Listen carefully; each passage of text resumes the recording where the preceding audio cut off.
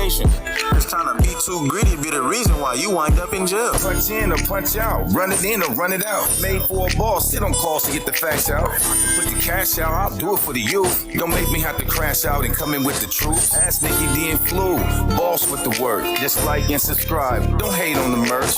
What you trying to push? Tap in with them boss. So we do it for the city, we don't do it for the cause. And we never tie the flaws, we want to see you shine. And everything we do is meant to activate the mind. And if balling is a crime, I'm down to do the time. Give me life for the youth, they the greatest of all time. This was made personally for boss. I don't know, man. Blah, hey, what you think, man? I don't know, man. You know, they see it. They know what it is. They act like they're not being influenced, but they know they being influenced. They watching us, cause we watching them watch us. That's what it is, you know what I'm saying? Bilal Rashid, Nikki the Influencer, you know what I'm saying? Duko, made for a boss.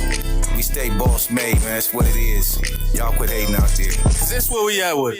Tap in.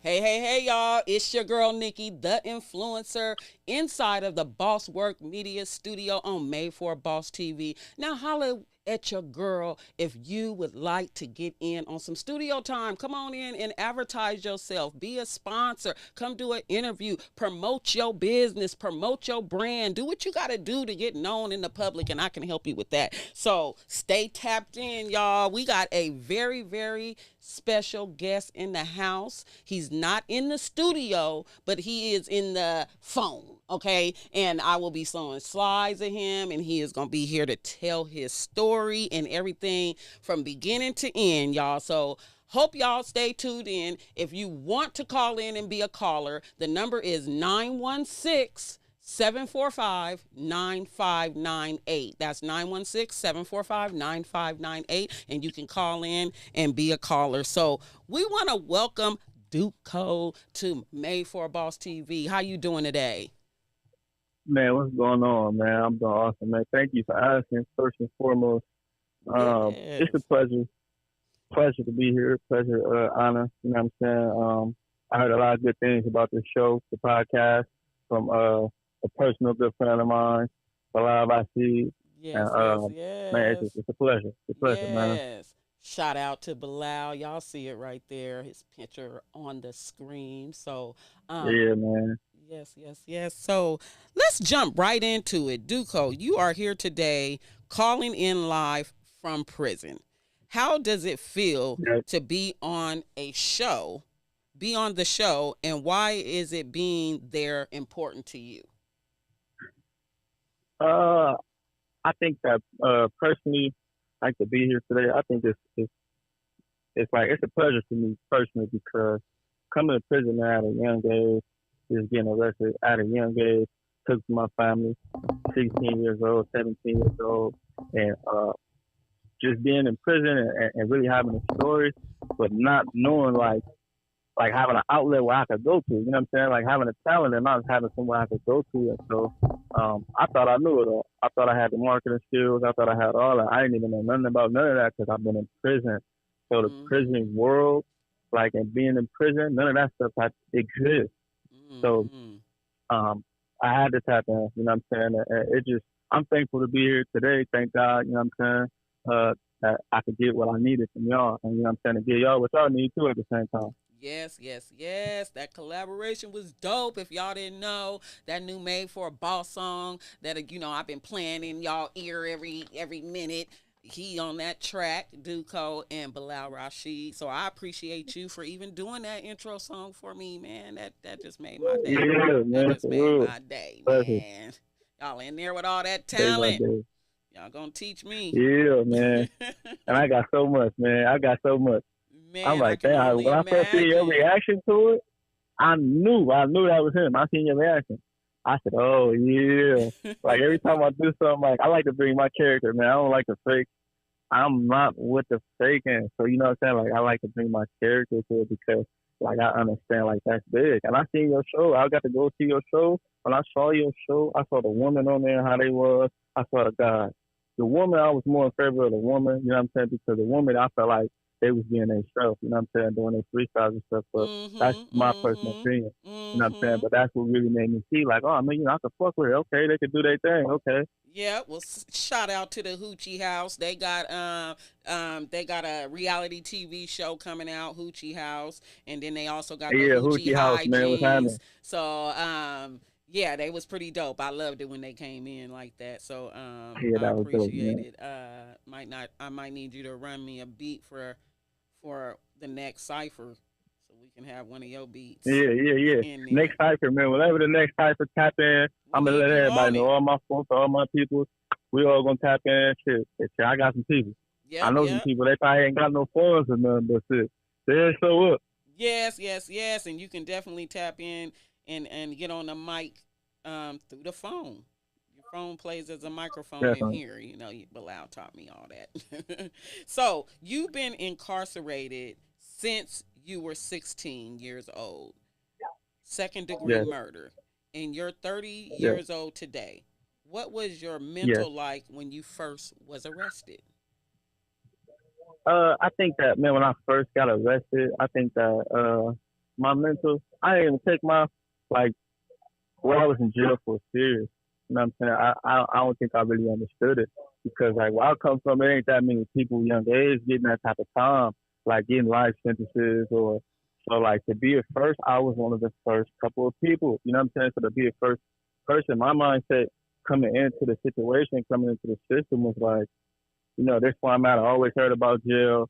And like, this sounds funny, but like when I was growing up, if you ain't been to jail, like you was lying at. If you was a nigga that ain't never been to jail, you ain't never, but you was calling yourself like a gangster or any type of like you banging, you just Mm-hmm. lied at that. You know what I'm saying? So secretly, I really wanted to go to jail. You know what I'm saying? But I only wanted to go because people made it seem fun. You know what I'm saying? At a young age, I'm in the street, I'm running around.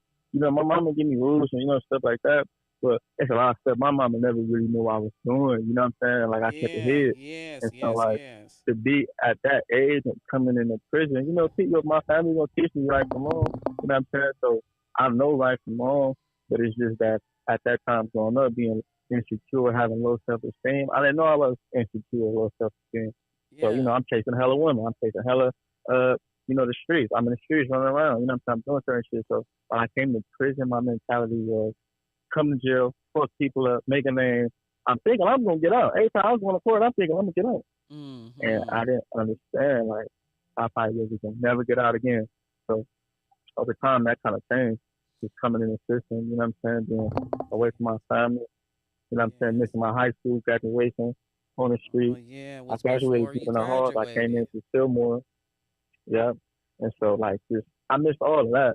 And so Yes, like yes, yes. I think over time, I had a girlfriend. This is my last real girlfriend on the street. Her name is Nunu. I'm gonna keep it real with you.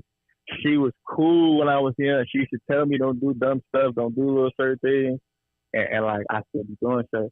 So I can't. I didn't even think she was gonna hold me down. Like, but she held me down like the first year, and then like after that, I'm facing grown man time.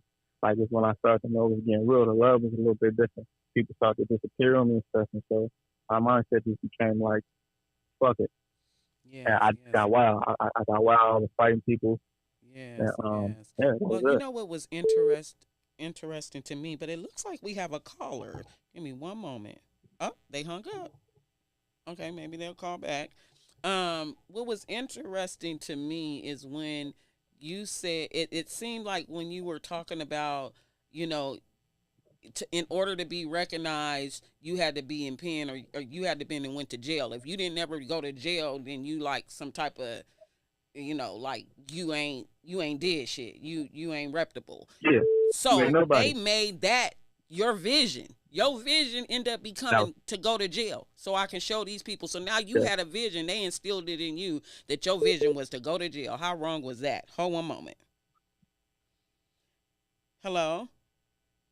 Uh, all right, Like they hung up again, so maybe honestly, they'll call back. I think it's a caller for you. It looked like it was from Arizona. I don't know. I don't think I know nobody. Oh, But I okay. mean, if I might. I think I know one person. But I don't think I know. It might be somebody live on your end who just like what I'm saying, or whoever it is. Tap in. Tap Whoever it back is, tap in. in. Yes, Tap yes, back in, man. That's my new song on the way. Tap in. yes. We getting a little static on your end. Oh, my bad. Let's see what's But going to answer on. your question, you can hear me still? Yes, I can hear you. It's just staticky. You got a Um, little static on your end. But okay, now talk. can you hear me? Yes. Yeah, nah, to answer your question, I think that was wrong. I'm saying that was my vision. Coming Oh, in, I don't want people to go. putting I don't me. want your interview to not be clear, and the phone is still doing something weird. Okay, you can hang up and call right back. I Yes, hang up and call yes, right back. yes. Let's do that. We're gonna hang up and call right back. I'm gonna let y'all listen to a song real quick. All right, I y'all. give you 2, 3 minutes and call right back. All right. Yep, you can hang up and call right back in. All right. All right.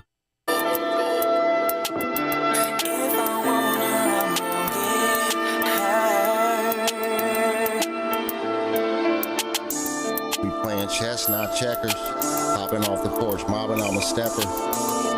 If I want her, I'ma get her. I bust her down and I pass her to my hitters. All I see is green, where the bread at. I heard you got that fire, where the head at. I keep them frozen line, you can bet that. Fly whooping all the time, need a jetpack. If I bust a move on them, they gon' tattle on them. I heard your call me a snitch, he got a rattle on him. Little mama like it rough, you keep a paddle on him. Knock her out the box and out her socks till the early morning. I woke up feeling blessed. Go hard or don't go, I got it written on my chest. I'm with BBH Duko and you know we gon' step. Big B's, nothing less. All these suckers feel impressed. Looking like I hit a lick and fill the bag up. You know I keep one on my hip, you better back up. Solidified and certified, I'm a rep. Anything less is unacceptable. We playing chess, not checkers. Hopping off the porch, mobbing, I'm a stepper.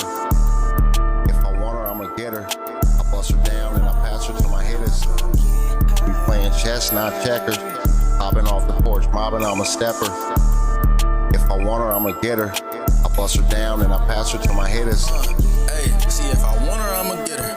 I ain't wasting time, but I'm bragging, but I'm different. Hey, different type. She tryna duck her ex, nigga, he ain't hit it right. She said she let him have and kill it, so I just sent her people out when they wasn't tryna get me bail. You ever been in that? Like, did you even go to jail? I just cut her off on men. Say that's the hoe in me. Me and Cali bragging is good. The ex spot so crisp. Run off on the plug tryna do. Now he won't smoke with me. Finesse team took it back to the hood. Blood, they gon' go with me. I be sending message, I ain't talking about no texting. I might let her eat. Might change my mind cause I be flexing. County whooping ass, TK told me be aggressive. Niggas, they be lying. Don't take offense if it ain't directed. Don't believe them lies, boy, we know you really nice. Whooped him, now he threw. That's how they found out he can't fight. We playing chess, not checkers. Hopping off the porch, mobbing, I'm a stepper. If I want her, I'ma get her. I bust her down and I pass her to my hitters. We playing chess, not checkers. Hopping off the porch, mobbing, I'm a stepper. If I want her, I'ma get her. I bust her down and I pass her to my hitters. I'm gonna get her. Hey, hey, hey! I'm feeling that song. What's the name of this? Is that the Yeah, name of the man. song? Tell me the Yeah, name that's of that song. Chestnut Checkers. Okay, Yeah, that's Chestnut Chestnut Checkers. Checkers, y'all. Yeah, Y'all that's my hear boy. it. That's my boy, Cali Good. Cali Good. He just featured me. I was just featured on that. Oh, That's you my was boy. He featured from on the that. same city I'm Okay. from. Yeah, I was Okay. just featured. We from the same city. He from Watts. Okay, okay. I did hear your voice up in there. I caught it. I know it now. Yeah, Look, look I at know you. it All right now. now, Auntie. Look, somebody think it's Yeah, AI. You so good. Somebody like, is that man, AI? I'm telling you, No. man, that's what they do. And everything I do, when I really do stuff, I swear I'm not even making this up. They think everything I do AI when I do how I do, but I just do how I do. People forget, like, I'm really talented, man. I ain't gonna lie. Yes, and that means whoever is saying that a little slow. Look, they don't know how to Whoever do that it, was, do so you maybe they don't really know understand. me? Maybe they don't Yeah, do understand you what you're really know me? doing. You know what I mean? I don't think they understand. Yes, yes, yes, because it's not always AI, y'all. AI can't do some of these things. Now, we can get in the studio They and do can some do other some little things, mixing man. and layering, For you real. guys. That's the whole thing, too, is what you hear going on inside of the music. So that's not AI just because you hear layering. So we gotta, you know. So Yeah, yes, yes, yes. Let's get into question 3. So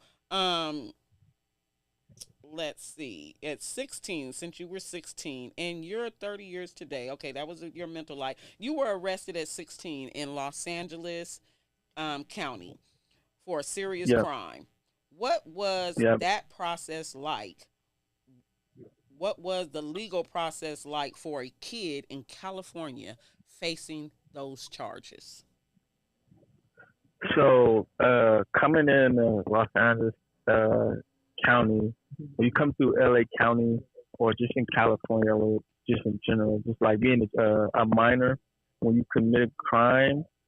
So if you commit a crime under 18, 17, 16, 15, especially 14, 13, stuff like that, you still can be charged. So how they have it at that time when I came out, I went to jail in 2012. So how they had it at that time was like, you gotta be say you catch a murder. I caught the murder. I got direct file. So how they had it was instead of me going to see a juvenile judge and sitting in front of a judge, and the judge was like, okay, let me hear the facts, boom, and then sending me straight to YA, and I'm being sentenced as to juvenile life in YA and coming home when I'm 25 to my family. Now it's no, oh he did what? He shot who? No, sending this straight to adult court, and he's going to adult court. So when you catch that type of crime in LA County, so you got LP, Los Angeles juvenile halls, and LA County at that time before they started kind of getting rid of stuff. Today is a little bit different. And then you got Eastlake, and then you got Fillmore juvenile hall. So when you commit regular crimes, you go to Eastlake, you go to Fillmore. You go to Los Angeles. But when you commit something serious, they send you to Fillmore. If you go to camp, you go to Fillmore. So I got sent to Fillmore. I went to Fillmore. I was on the LP like 2-3 days. They sent me there. They direct filed me. I didn't get to make no calls. I didn't even get to come out the room like that. They had me on watch in case I got trying to kill myself or something. And then when I went to Fillmore, I got transferred. I'm getting there. I'm coming to jail. My big brothers, they telling me about jail. Or, my homies just telling me about jail. So I'm coming out of my room. And when I come out of my room, you got to do 72 hours there when you first get there. So you got people, as soon as I pull up, they come in and, hit me up, banging on me, asking me on some shit like that. And then I got to go to my room. So you have people come to my room, hitting me up. And so for me coming in during that process, I'm not even able to even come out of my room. But in my mind, I'm already thinking like, okay, my big brother already kind of told me like, you come to jail, man, you going to fuck the first biggest nigga up you see. Yes. I've heard that story before. Just because you got to not be no punk when you enter in, and there's people that's done worse. Or there's just a way you got to just stand up for yourself when you come in there. I don't want to interrupt you, but it seems like we got the static back going on again. And I really, really, really want to hear, and I want the world to hear what you're saying. So I don't know, maybe if you're too close to the phone or to your tablet, or it's just got a bad connection. I think it's just a bad connection. You know where I'm at. We can talk. I think it's a connection. Okay. Yeah, you hear me better? If you want, I can hear you a little better, but every time you talk, it has like a muffle behind it. So it's like, I'm supposed to do that. What about now? It's doing the same thing. So maybe hang up and call right back. I'm going to go into your other song real quick.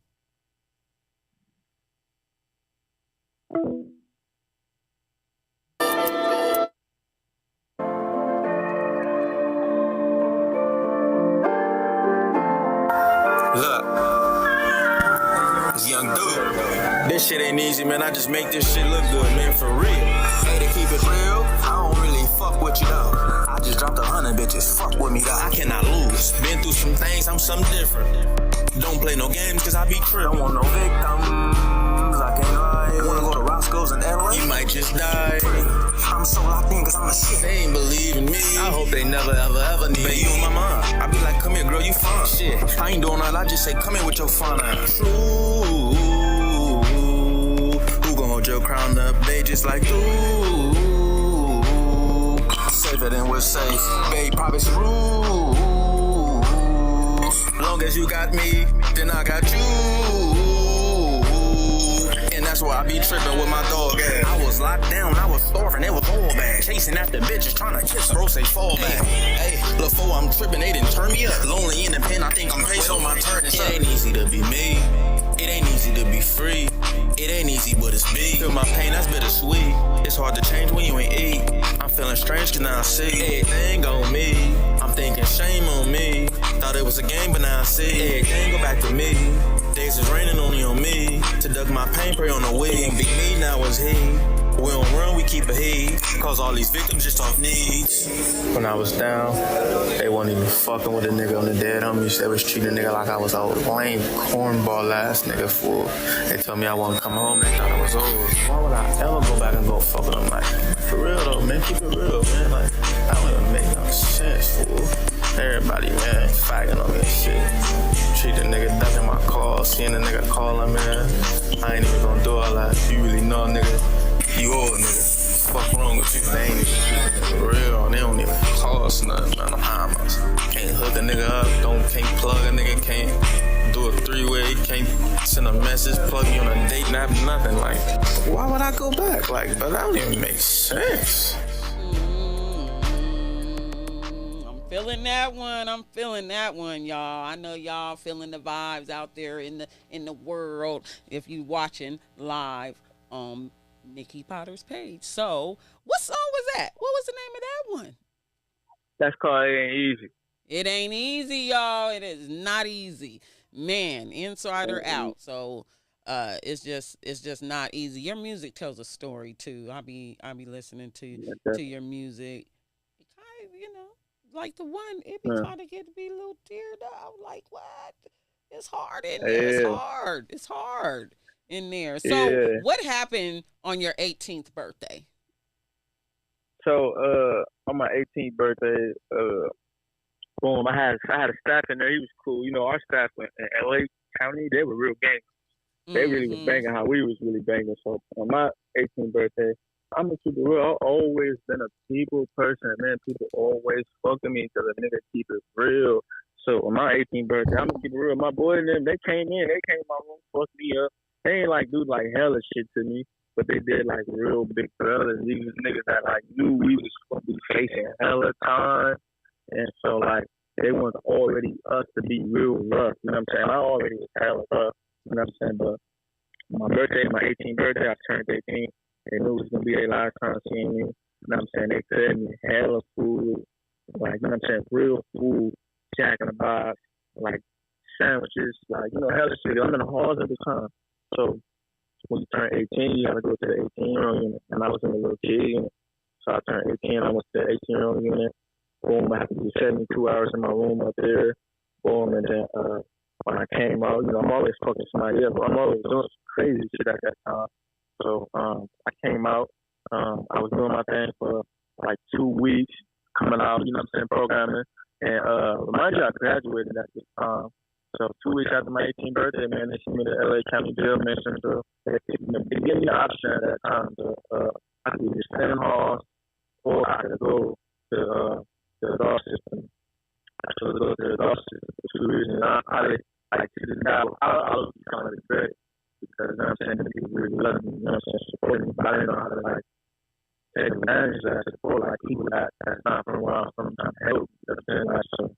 But I ended up going to LA County because I had a girlfriend. She was 18, but she couldn't come see me. So I knew if I go to the county, people could come see me. I'm thinking people could come see me and her shit. So I'm not ready to go to the county.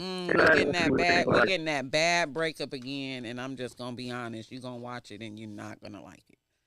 You're not gonna. It's not coming through correctly, and we definitely need to get your story out correctly. So I don't want to put something out that keeps coming. You know what I mean? I don't want to do that. I don't want to, so I don't know what we can do to make your phone come in better, or if you can get on the other thing and just call in the other way. All right, it's good. I'm going to call you right back. Okay. All right. All right, y'all. Made for a Boss TV. We're going to take a quick break and get into some sponsors. Let's see if I got some sponsors. Well, you know what? I'm going to wait to play the sponsors real quick because I want this story to really get out there about Duko. So we do have talented people, men and women, that have went to jail at a young age because they didn't have a vision. They had a wrong vision. Let me put this camera back on me. Did you hear what the society had him thinking his vision was supposed to be? And this is why we're teaching the youth with the Crop Youth Initiative how to focus on your vision, what you truly want to be when you grow up, not what the neighborhood tell you got to be. You know what I mean? They basically told him, made him feel like he gotta go to jail in order to have some type of reputation in his surroundings, in his environment, in order to not be feeling like he's being bullied or punked or he ain't did enough. So in order to even fit in, they said you need to go to jail. What kind of vision is that? You feel me? That is not even cool. So someone instilled in this man, this young boy, that his vision was, I need to go to jail so I can show everybody that I'm no punk. See, we didn't teach the youth a vision. Ain't no way in heck that his vision should have been that. Okay? So that's why it's very important that we do Crop Youth Initiative. That's exactly why it's very important. And it was created by someone that's incarcerated that lost his life, took someone else's life, lost his livelihood, and he knows exactly how it is. So we're going to rechange the game. We're going to teach them how to stay out of the prison pipeline, okay? So with this curriculum here anyways that we have, is taught to the formerly incarcerated as well down there in Oakland, Crop Youth Initiative, Crop in Oakland, this their curriculum.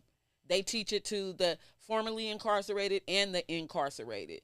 And everyone that has learned the curriculum has not went back to jail. That's a 0 recidivism rate, okay, for what we are currently teaching our youth. So if they have a 0 recidivism rate, we want to have a no going to jail rate, okay? That's what we want to have with Crop. And if they able to do that for the people that got out of jail and made sure that they got livable wages and able to get their mind prepared to live in this world and everything else, we want to do that with our youth. So hold one moment. We're going to bling this call in. Hello. This is Global Tellink. You have a prepaid call from an incarcerated individual at the California State Prison, Solano, Vacaville, California. This call and your telephone number will be monitored and recorded. You have a prepaid call. Thank you for using Global Tellink. All right. We got Duko back on the line. How you doing? How you doing over there, Man, Duko? I'm back, man. Yes, you back. I'm back. I'm back. I'm better. I Yes. don't know why they hating on me. I don't know why the higher power don't want to shit me on, or the lower power. I want to say it's the lower power, because the higher power don't usually do that to me. Man, that is okay. Stuff happened, and you know what? We gonna get your story out, and you know all that can be edited.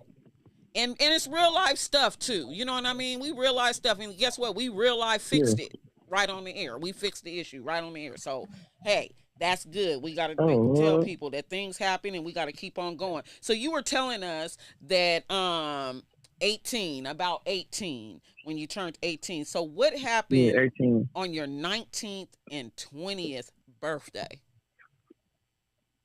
19th birthday, I already lost trial.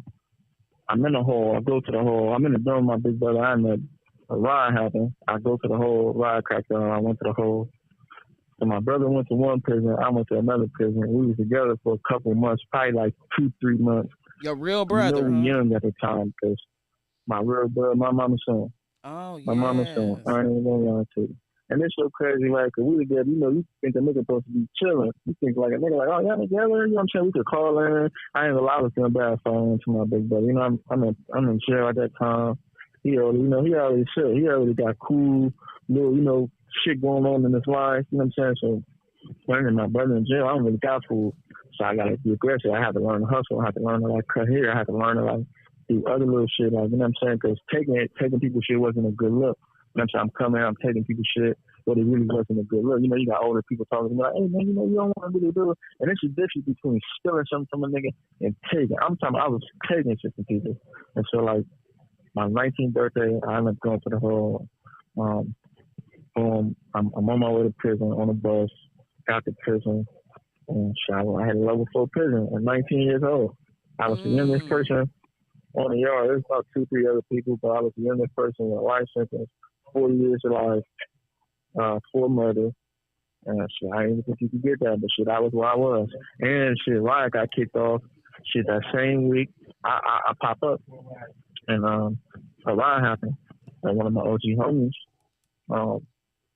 he just was like, "Hey, look, man, you really can't come out because you just now got here, and when you first get to prison at this time, you got to go through orientation. So I ain't really going through orientation, and so I had to stay in. I stayed there. Boom. But mind you, we don't know nobody or nothing gonna happen. Nobody really never really know. That's just some shit going on, and you know what I'm saying. Everybody know, but we had a J Cat dude take meds, and she got off on a Hispanic, and she went up. So when I'm in my cell, I'm wondering why it's taking hella long for motherfuckers to come back inside, man. It's going down in the air. So, you know what I'm saying? And I'm just not getting there in my first week. That's your first week, week experience. And that was about, and so that what was going on at 19 and 20. That's your 20th birthday. So why did you take the deal? If there were juvenile laws and sentence bills that could have potentially set you free, why did you take the deal? So I haven't taken a deal because I already had I had 4 years of life. On my 20th birthday, I had my case got overturned. My DA was doing so much to convict me. It looks like we got a caller. Hold a moment. Let's see who's calling in. Hold a moment. Hello? Hello? Okay. Caller wasn't there. So go ahead and finish your statement why you took the deal. Yes, I just, at the end of the day, man, I was, and then I came back 40 years of life or whatever. And, shit, man, I ain't gonna go back to prison with that same motherfucking time, man. This call and your telephone number will be monitored and recorded. OG telling me like, hey, look, man, OG, I know you going back down and doing what you can do, man, but man, please don't come back with that type of time. They offer you some shit while you down there, man, go home. So I was in juvenile court. I was in new law at that time. I'm thinking, I'm going to go out here and go to the home. And man, I don't like that. So, you know what I'm saying? They send me back to the dog court. They denied me because I came from prison. That new juvenile law did pass. They denied me. Okay, tell me this. I don't mean to interrupt. I don't mean to interrupt you, but tell me, are you on some type of earplug thing or something like that? No, I'm just on a regular station. Is that static going again? Okay, and I know it's not on my end because my things are. It's like on your end. So let's see when you went to get. Why did you take the deal? We kind of heard what you said, but it kind of got real muffled up. So we'll let you say that one more time and see if we have to. Because when you're talking right now, it's a bunch of static behind your voice. So you guys know, being inside the walls, these phones, and they blessed at the same time to be able to have phones, but they do act up. They do act up from time to time, just like our phones do. So, but all in the same token, when my daddy spent all my years in jail, my grandma them had high phone bills. So this stopped that problem right here, is giving the inmates their own tablet and things like that where they can be on them. But sometimes the connection can be a little bad, you guys. So bear with it. We're going to make sure you get the story out. And we were basically asking you, why'd you take the deal and how was your family support overall when you first went to jail? Well, my family support when I first came to prison was cool at first, you know what I'm saying? Because, niggas young still. But I think, like, my situation could have been better. Yeah. My situation had been better. Yeah, but, I ain't complaining. But I do think that um, I had a little support, and the little support I had, you know what I'm saying? It got me a little bit far. For the most part, however God worked, He wanted me to go. I grew up, you know what I'm saying, in jail. I wasn't really relying on that many people. My brother was in prison. He did a lot of time when I was in jail. I never really felt like I had that many people to call. And I probably could have called some people. Some people probably could hear me say this and probably be like, damn, nigga, that nigga ain't never tried to call me. Or, you know what I'm saying? But Yes, if I that didn't call you, reminds it's me probably of because this. I felt like you probably tell me no. Let me see if that remind me of this. So, you know, Not that shit. song. It's a song I put in the button. That wrote your story. Wolski, I think we got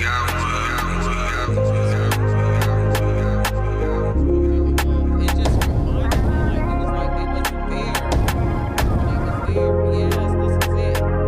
What's the name of this song? What's the name of this song, Duko? Ones that want you to win, the first to see you fall. That's all right Ones there. that got That's your back, they with you through it all. Sometimes I sit back and who I'm supposed to call. Ones that's never gonna ride, never get involved. Ones that want you to win, the first to see you fall. Ones that got your back, they with you through it all.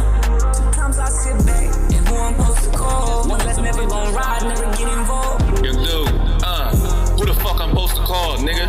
Who the fuck gon' hold me down when it's just me? That's when I fall, nigga. I lost my life, yeah, that was crazy, huh? I lost my life at 16, I've been a man, I know that raised me, huh? I've been through shit that nigga you can't do. Fuck if you cross me, nigga, you ain't boo. They broke my heart, they told me I was through. I know y'all never thought I'd make it, but I'm still standing here, standing tall, huh? I wanna see the ones that laughed at a nigga. I wanna see the ones do jabs at a nigga. I wanna see the ones that left me on my own and now they left me standing here. Guess what, nigga, I'm strong. They don't know, man, I've been through the pain. Bad weather, I done walked in the rain. Man, I come from where they pray for parole day. So every day I pray that I stay strong, cause I ain't got no day. Ones that want you to win, the first to see you fall. Ones that got your back, they with you through it all. That's why I had to push the button on that one, because when you was talking about that, it made me think of that song. Like, that's why you wrote that song. Is that correct? Yeah, that's correct. Hell yeah. You ain't gonna lie. Hey, you know some shit. Huh? Been through some shit. Yes, indeed. So, did you feel supported? And we talked about that in the I ain't song. really feel supported.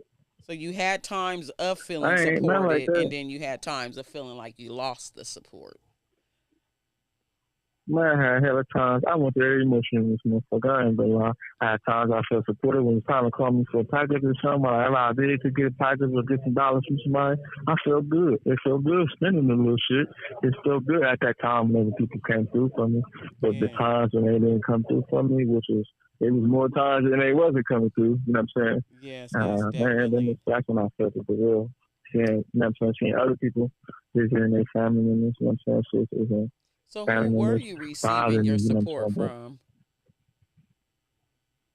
Like I was receiving support from like my cousins. My sisters would come through. This is the parents. Like, oh, the cousin. Wait a minute. I think I got the cousin song too. Wait, where is that? Everybody had heard. No. I was down. I used to call my cousin. Call my cousin. Hey. So your songs, you tell a story and then I remember the song. So your cousin was down for you? Yeah. Three-way call and alert. Things like that. So, who were you? Okay, so we said who you were speaking for. So who kept you grounded? I mean, and I'm speaking that word as I have the picture of you up on the screen graduating. So something kept you grounded to even get to this level right here. So who and what kept you grounded? I think what kept me grounded, man, really, man, God. That's what kept me grounded. Because every time I put my trust in people, you know what I'm saying, when I call myself trying to force things, like, okay, this person got me, that person got me. So I just call that person and talk to people, you know, because I'm lonely in prison, man. They was in here lonely. But I had God, you know what I'm saying? Like, I didn't know how to talk to him. Because I almost gave up on God. I ain't gonna lie. When I was fighting my case, I was praying down. I didn't get that type of time. You know what I'm saying? I'm going to church reading my Bible. And people don't know, man, I've been right in church, in prison. You know what I'm saying? Who would think that that's what would happen? You know what I'm saying? I'm in here praying with niggas and crying and shit, hold my hand. And then, you know, so now this is the first niggas that, you know what I'm saying, trying to get over you.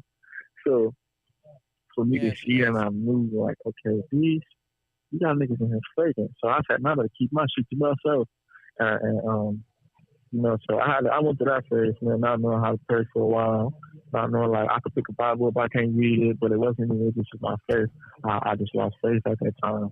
And so I think that God still kept his hand on me, you know what I'm saying? Because he didn't let nothing happen to me. He didn't let me get killed. I witnessed people get killed, you know what I'm saying, like in prison. And he still kept his hand on me. He still didn't let me do all that time, even though I have 40 years of life. Guess what? I just done did 12, 13 years, and I'm done there, you know what I'm saying, back on the streets. So he knew what he was doing, but it was just keeping my faith. And that's what kept me going, you know what I'm saying? And OGP, that picture that you saw, is crazy because my boy Tyson Ellis, I started meeting people in prison, and people in prison started to become my support. So, you know, and I learned sometimes your family don't gotta always be your who support you. Sometimes it could be like who you choose, who fuck with you. You know what I'm saying? Like, blood really don't make you family, it just make you related. You know what I'm saying? So, like, I had to learn how to ask for help. I had to learn how to, you know what I'm saying, not to remember down talking about people. You know what I'm saying? Because my people do good too. My people do good things, and you know what I'm saying? But what I did learn though is that how to ask for help, how to let other people help me. It's the difference between asking for help and moment. That's two good things. I didn't know. You know what I'm saying? I was positive. You have 60 seconds remaining. Okay. So before the 60 seconds, and you can call back. This is very transparent interview, so they know he coming live. We telling the story. He's in prison. You hear the call, so we gonna keep telling the story. Tell me about your relationship status. My relationship status is complicated. Very motherfucking. And it says this call and your telephone number will be monitored and recorded. How easy or difficult is it for you to find or maintain a healthy relationship, any type of relationship? Man, it's difficult. In prison, it's difficult. I'm going to keep it real because being in prison, I don't know what's going on. I can't see what's going on. I can't see what you're doing. You can't see what I'm doing. So you ain't like tapping in. I mean, you ain't support me. Like, it's time for me to go to board and you can't see me later. All right, you guys. So we're going to take a quick break. I'll advertise my sponsors tomorrow. I don't want to advertise none of the sponsors on this show because I want to give him his full show going on, but we will start back advertising the sponsors tomorrow. So if you would like to be a sponsor on Made for Boss TV, holla at your girl Nikki, the influencer, 916-745-9598. And we're going to get into these questions we have for Duko. Oh, one moment. Hello. This is Everybody an incarcerated individual at the California State Prison, Solano, Vakaville, California. This call and your telephone number will be monitored and recorded. You have a prepaid call. You will not be charged for this call. To accept this call, thank you for using Global Tailwind. I got the bitch. I got the bitch, P. Watch out, little hoe. I got the bitch, P. All right, we got you back on the line. You there, Duko? Yeah. All right. That's me. I'm here. All right, got him back on the line. So, how many times did you have to bump your head or hurt your own feelings before you learned to focus on yourself? I had to bump my head like a motherfucker. I bump my head all the time. Every time I think I got a bitch or I think I love somebody, that's why I made that song. I got the bitch. Then I changed that name. You would let the whole thing play. I ain't like it like that. But man, it's just hard. I had to bump my head. I've been married before. You know what I'm saying? Prison, young age. I settled. You know what I'm saying? I've been like when I first came in, Jesus was teaching me backwards. So niggas I was around, they were teaching me like, you know what I'm saying? fuck with whoever's looking out for you. Fuck with whoever's doing this, or you know what I'm saying? And they tell me how to like misuse you. So the moment you stop for me, go to love, like I said out there, like so now I'm teaching me how to like be in a relationship, especially on prison. So I got married. We didn't have time to do that time. But passion for Marcus, I was able to keep family business. I was able to, you know, I got one or two from her. Yeah, she got turned into another rules. My one, I was nothing out there. Your phone got right back staticky again. I apologize, you guys. Yeah. We can't hear. Yeah, We can't understand what you're saying. But yeah. you might have to call back. I don't know why it's doing that, you guys. So he will call back. And we will get through these questions. And yeah, so y'all keep watching. So today was a good day.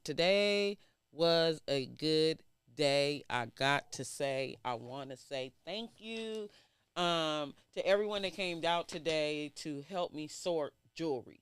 Now, I'm looking for help, you guys.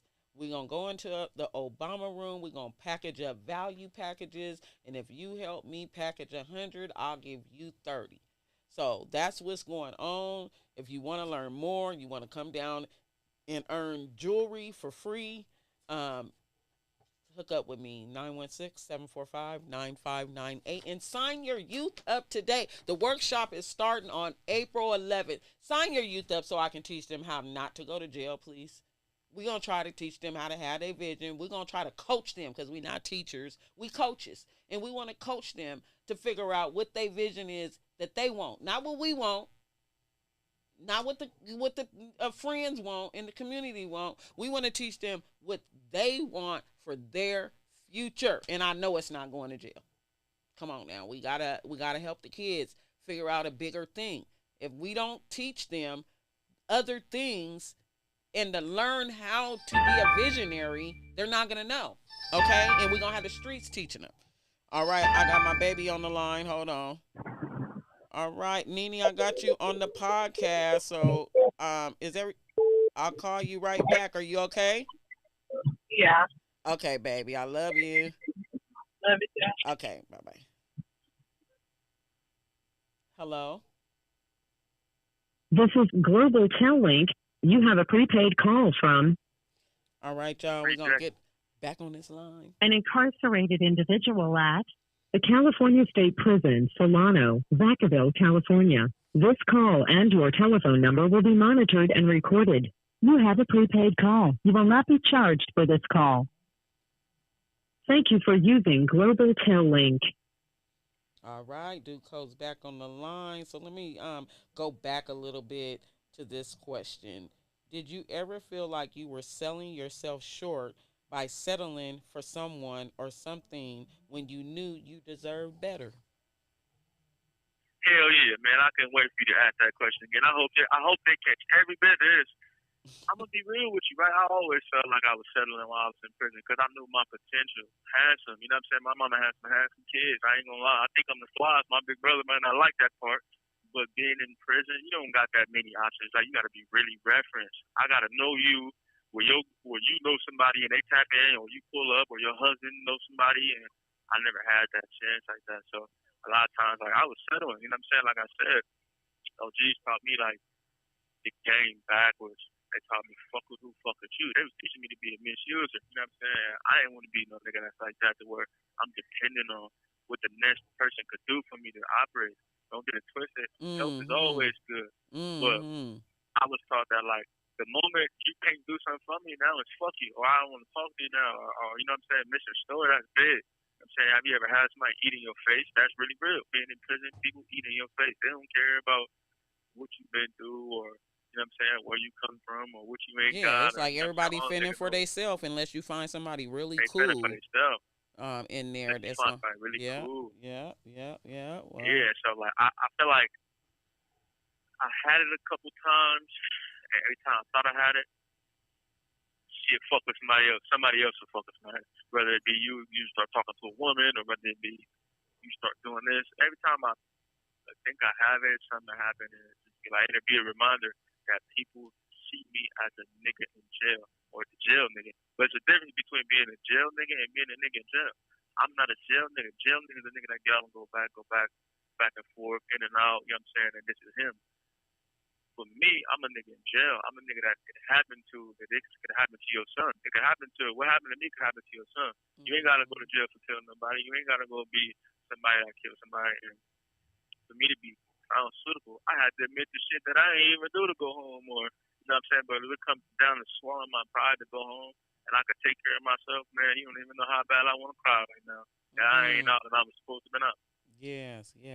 I totally feel understand your pain. Yes, but you are definitely right on that point of people sleeping on the talent that's behind them walls. I mean, Bilal has done more for me behind some walls, and you think you locking his fingers down that he can't do nothing because he's behind the walls. What can he do for you? But he done more for me than any person I know. Like, really.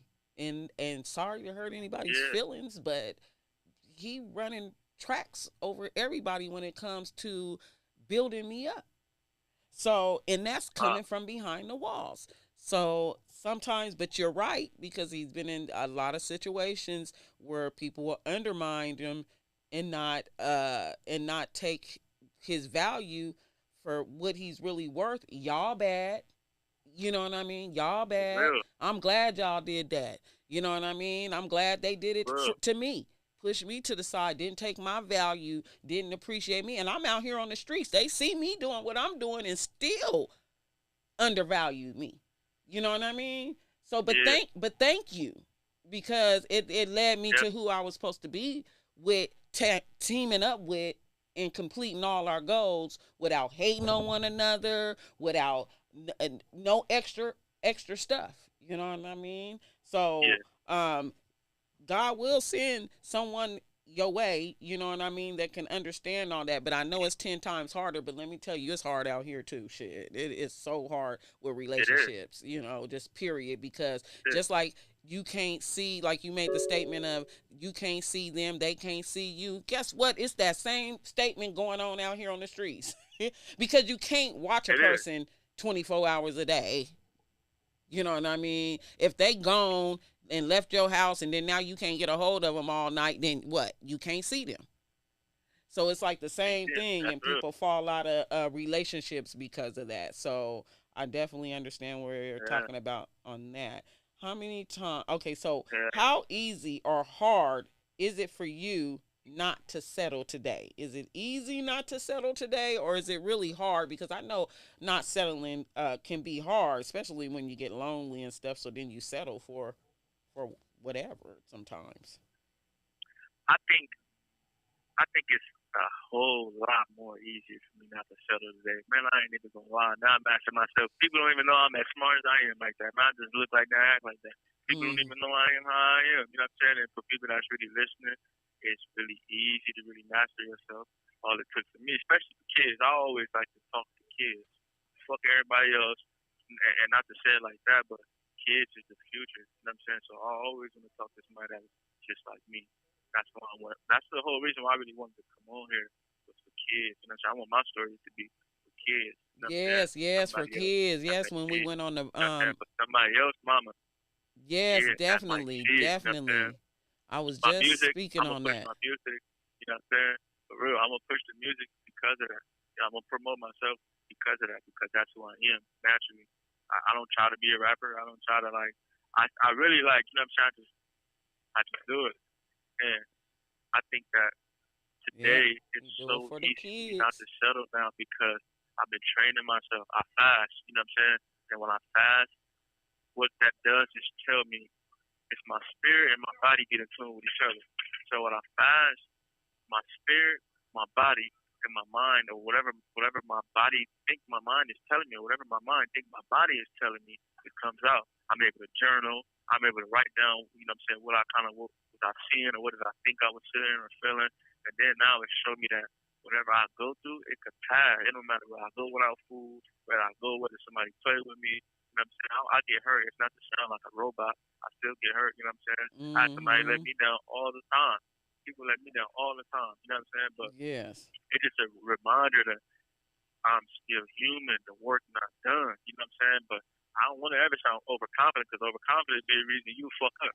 The overconfident nigga fuck up. Yes, yes, yes, yes, definitely. And I love how you said that you're there for the kids, because that's what I was talking about, that's what me and Bilal do, is the Crop Youth Initiative. And we're teaching the youth how to have a vision, stay away from distractions and out of the prison pipeline. And what I was saying when you was off the phone to our viewers is, unfortunately, back in the days, the community and your surroundings gave you a vision to, you got to go to jail to earn your stripes. So now your vision is go to jail. That's not what we do. That's why it's important today, you guys, to learn that you really have to teach your kids how to have a vision, else you're going to leave that to the streets to do. Okay? You're going to leave it to the streets to do. This call and your telephone number will be monitored and recorded. And you best believe the streets is going to teach your kids a vision. But the vision ain't going to be the vision that you want your kid to have. But the streets going to teach your kids a vision. And that's why these young men is in jail and been in jail, because back in the days, yeah, they would ask us what you want to be when you grow up, and that was it. You ask us that 1-2 times. The street is telling us stuff every dang day, and you asking us about what we want to be only 1 or 2 times. Come on now. You know what I mean? And so that's where it goes wrong at. And I I feel bad, because a lot of people that's in jail and went to jail as young didn't get taught a vision, and then there was a lot of people that did and still went to jail, though, you know what I mean? And and it can just be like, I was a young mom, you know what I mean? I didn't know how to teach my son a vision. So he did what my dad did. My dad spent majority of my life in jail. You know what I mean? My dad spent 17 years in jail. And then my son, he kind of repeated the cycle, really. Even though I'm his mom. Y'all might look at me as I can, I'm teaching vision now, but did I know how to teach it to him back then? Nah, the streets taught it to him back then. And so that's why he in jail, and that's why Mr. Duko is in here too, but he is here to tell his story. And we are going to jump right into the next question. What was the worst pain you ever been through, or the hardest part of being in prison itself? I think the worst pain, man, I think I ever been through in my life was finding out people didn't really love me like I thought they did. I believe everything they told me when I was a kid. I believe you shouldn't tell them people. I kept that when I went to jail. You know what I'm saying? I believe you shouldn't let no man put his hands on you. I kept that while I went to jail. You know what I'm saying? Like, so a lot of these principles that I was living through, I was living by, like, you go to jail, nigga, keep it real, nigga, get out where you at. Like, this is kind of like a lot of my beliefs. So when I came to jail and I stood by it, but I'm seeing other people ain't stood by it. It was already too late. I ain't gonna fold. I ain't gonna give up, or you see what I'm saying? And so because of that, today I see it to be that, damn, I was fooling myself. You know what I'm saying? And like today, that's why I pride myself on keeping it real. Every program I do, prison, youth defender mentor program, OMCP, occupational mentor certification program, I pride myself on keeping it real. I don't lie. I don't act like, hey, I won't fight nobody today. Or I tell people, like my participants, that I deal with people who are alcohol and drug counselors. I deal with people who are on drugs. I deal with people who are on fentanyl, or they come in high all the time. And I tell people, like, I say, listen, you got 2 types of counselors. You got a counselor who got their drawers in their ass, and they may be faking or act like certain things don't exist. Then you got a counselor, you got to watch what you say. Now, it's not to say, like, promote violence or to say nothing like that, but it's to be able to say that I'm still human. If in prison, if you get caught with an MP3 player, with an SD card in there, that's a writer. As a lifer, nigga, you're not going to go home. That's a writer. You see what I'm saying? So, how do I say I'm changed? I ain't doing nothing. You get caught with an MP3. All your credibility go down the drain. You know what I'm saying? So I pride myself on keeping it real by saying look, the old me is still in me. Duko is still in me. It's only just, it's like, so to be able This call and your telephone number will be monitored and recorded. to act like I'm fixed, like I won't cheat on somebody, or to act like I won't, because anybody could do that at any time. To be able to act like you can't kill somebody again, or like you can't do that, or it could happen to anybody. You know what I'm saying? That's why you gotta really pride yourself on having a plan. I wrote this plan. And that plan helps me be able to see that no matter whether people look out for me, whether I got my family, whether I don't got my family, whether I got a woman by my side or I don't got my side, I know that this plan's gonna work. Fuck whoever don't want to fuck with me, fuck whoever, because this plan right here is so solid. It's been working.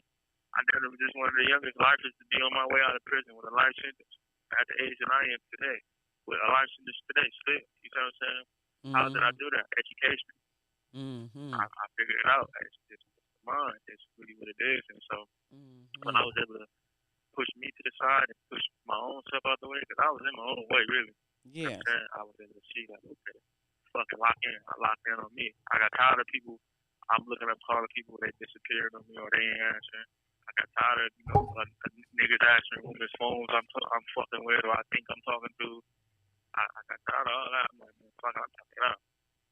Yes. I definitely hear it. So what was your journey, or what has your journey been like since you've been incarcerated? I think my journey started off down, like going downhill, and then it kind of picked up, and it went back down and up, and it's just been a roller coaster. And so far, like, I met this guy, he's my mentor, named Tyson Ellis. I met Tyson Ellis. Tyson Ellis is a younger version of Bilal, but a little bit older than me. And he been down since he was 16. His mom and his dad was his Cody Finch, and for multiple murders, they all got life without parole. The mom, the dad too? The mom, the dad, the son. You have 60 seconds remaining. The dad died in prison. Tyson was still here. Tyson got out last year. Tyson went home, man. I ran into Tyson. Tyson was young. He was from IE. But Tyson had a mindset on him. I like how his mindset was. Tyson was still kind of sharp in jail, still a little bit fly. He wasn't like too pretty boyish, but Tyson was hella smart. And when I got to really meet him and collab, we got to like hollering, and he was like, I saw like, oh, he had genuine love. It's kind of like giving a candy to a baby. You give a candy to a baby, the baby like, you don't want to come to you at first. You got to kind of give me some shit or some shit. And the kid like, oh, okay, you cool. When I got to see that and I got to pick up game from it, then like I started to go through my transformation. Transformation, y'all. Yes. Y'all heard that. That's chapter 3 in mechanisms is transformation, y'all. So he's speaking on it. He's speaking on transformation. And Duko's gonna call back and we're gonna get into these questions. My next question to him is where are you at mentally? Let's get into that. Hold one moment. So that's what I'll be asking them. This is Global Tellink. You have a prepaid call from an incarcerated individual at the California State Prison, Solano, Vacaville, California. This call and your telephone number will be monitored and recorded. You have a prepaid call. You will not be charged for this call. To accept this call, say or dial 5 now. Thank you for using Global Tellink. All right, we back on the line, and we're going to go on down to where are you at today mentally? Oh, mentally today, man, what my head is, of course, I'm always on some pushing positivity, you know what I'm saying, and promote myself. But really right now, man, what I'm really on, man, I'm going to keep it real. I'm about my black shit right now. You know what I'm saying? I'm on some black shit. I ain't never really been on some black shit like that. But I'm on some black people shit, man. Because my people, we got it really hard. And this ain't no disrespect to nobody else, race or nothing else or nothing like that. But we really got it hard. You know what I'm saying? And it's really, we got it hard with each other. We got it hard with other races. We got it hard with the police. We got it hard. So for me, like Shoot, we today, got it hard with I ourselves think because we be hard on ourselves, and yeah, then the people we be around hard on us be ourselves for hard on real. us, and because we hard Yeah, on ourselves because all these people around us is hard on us. So, yeah, for yeah. real. And that's why I say I'm on my black tip because I see like if I don't wake up, I'm still black. If I Mm-hmm. don't wear no gang colors or don't wear those, the police will pull me over today. I Yep. could be following all the rules. I could have my seatbelt on. And that's why I say, like, people always say, hey, don't be on phones in prison or don't do this, man. You could do everything right in prison and still not go home. Those are people Mm-hmm. know. That's why I don't like when people tell, when people be saying certain things, like, that's what my mentality is at today. Before you could give any advice to anybody, did you do something for that person? That's what my mind is at. Well, you did. Have you been here? Because that's like trying to be a daddy to a son, and you ain't never been in your son's life. Your son Mm-hmm. 19 and you been in jail, or that's kind of you got to kind of eat. Don't you think you could try to be like slowing down with the way you talking to somebody? Or so I had that problem, you know what I'm saying? Where you got people who want to help you, but it's strings attached. So you know what I'm saying? My mentality had to be like, man, nah, I'm on some selfish shit. I'm doing what's best for me. Fuck all that. If you play with me, I'm cool. You can stay where you at. I'm gonna do my thing. I don't need anybody. Not saying in that type of way, but as far as relationship, if you ain't got what's best for me, and you ain't in my best position, right? Why would I be sitting here for him? I got somebody I really like, really like. I'm gonna keep it all the way real, right? But do I think it's gonna be everything? I don't know until I get there. I ain't gonna know until the day I pop up and I'm there. And I don't know that. You see what I'm saying? Because you don't listen. Mm-hmm. So for me, it's like keep it real. But that's my mentality. I mean, to answer your question. Okay. And so, what made you change your thought process? I think what made me change my thought process was freedom, hope. Freedom was my hope. I ain't had hope before they gave me a chance. If I took a deal again, came back, and you know what I'm saying? I took a deal because I wanted to give myself a chance. I knew I was a kid. I ain't get to really have no relationship, kids and shit. And so I knew, like, man, I want to get a chance. I could gamble with it and play, but I might die in prison. I could take a deal. If it come down to betting on myself, I could bet on me. So when a judge told me, he said, look, man, 15 in life, that's your deal. You can take this right here. This call and your telephone number will be monitored and recorded. He said, look, man, you already got everything you need. So he said, if you was to go in there today, you would be found suitable for your parole here, right? Mm-hmm. So you finna go back in 5 or 6 more years. And that was 6, 7 years ago he told me this. He said, man, what's the difference? He said, you scared to bet on yourself? What I do? And I said, you know what? He's right. But I really was scared because I'm no prison. You know what I'm saying? I didn't go SNY. I didn't go PC. I never told on nobody or nothing like that. So for me, I'm knowing how prison is. And PC is worse than over GP. You know what I'm saying? Or so I'm so to tell somebody that I had uncles and all that, I didn't fell out with my uncles and all that, man, behind my uncle telling me go SNY and behind all that, you know what I'm saying? And people don't know it be secret, or people don't fuck with each other, and I didn't realize that today, right? And even though he might have had my best interest, or he might have thought he was having my best interest, he realized that the connection was gone the moment we ain't been around each other in years. The moment you ain't really been looking out for me like that in years. Like, so, like, try to build rapport, you know what I'm saying? Rapport with me. You know what I'm saying? I had aunties and all that I fell out with behind, like, me being a man, you know what I'm saying? And not respecting it. You can leave me starving like I'm a man, you know what I'm saying? Or you can leave me doing certain things like I'm a man, but then when it comes time to, like, respecting my decisions, I could be Muslim today. My family wouldn't even know, but you so caught up in what the way you want to see things. You know what I'm saying? But not to say that, but yeah, I get what you're saying. Yeah. That's why I love Nikki the Influencer. Hey, that's what's up, the influencer. Yes, and so thank you. I appreciate it. I appreciate the shout out, and yes, definitely. That's my whole motto. I just gave myself that name because you can either get butthurt over people taking things from you and acting like you don't exist after they didn't learn from you or came around you or whatever. But it's not even speaking on the people that's treating you bad, but I'm just the influencer to the people that treat me bad and the people that's not. I'm For still real. gonna influence. I'm still gonna influence you to That's do what it. you need to do for yourself. So I'm not no That's uh it. social media influencer. I'm not on like Instagram influencer, that type of influencer. I'm just a worldwide influencer. Step up. I just want Uh, to influence people. Okay, stop well, hating out there. Tap in. Not playing. and I respect it. I respect it. Nah, for real. I really respect it. Yes, yes, Yeah, man. yes, yes, yes, yes. So, how difficult is it for you to maintain being a man, being the man that you have become? Or do you feel like it's easy to avoid reverting back to who you were in the past? I think it's. I think like. I think the more I work on myself, the more easier it is to go back to the past. That sounds backwards, but I think the more I work on myself, I thought back then like, hey, I got it, right?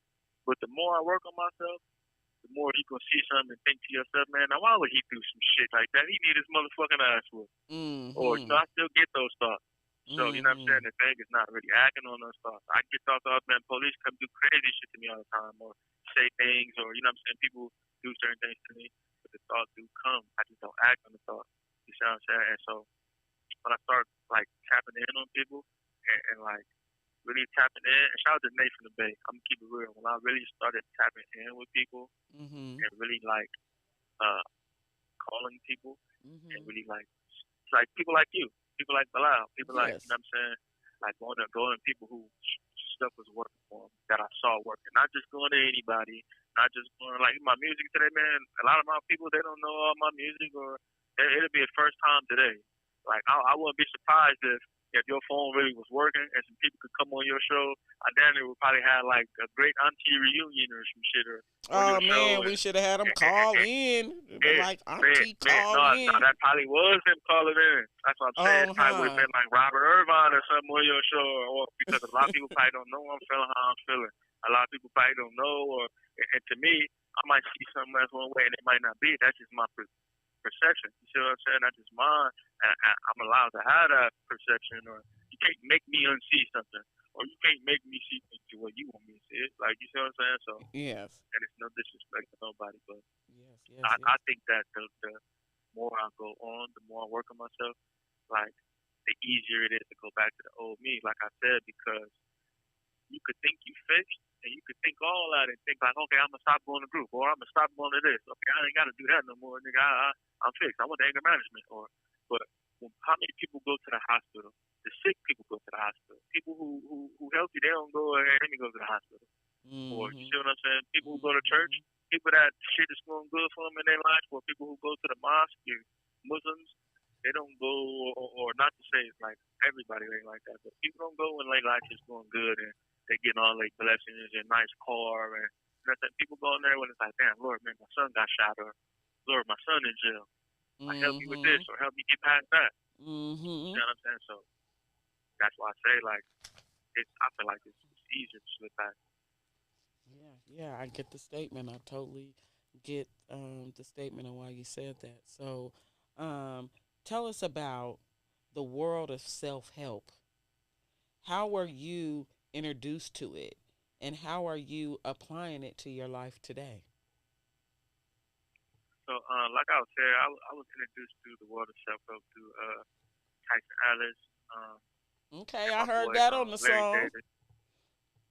Shout, Yeah, Tyson Ellis. Tyson Ellis, man, shout he tell out. me a lot of stuff, man. Shout out to my boy Tyson, man. Tyson say either you influencing somebody or you being influenced. Or you Man, Nikki being the influencer. influenced, okay? So when it comes time to bubble up, you're not turning around for people who trying to double up. That's sure what you said on here. I wish I could Yeah. get into that part, but I'm gonna play it again. Y'all heard it on the song. Listen to the Made for a Boss CD. Yeah, That's who he talking about. And yeah, that's what you remember him saying to you. And it's a true yeah, statement. man. I'm So telling you. thank you for telling him that, so he could tell it Yeah, in my song, and we can tell it to the world.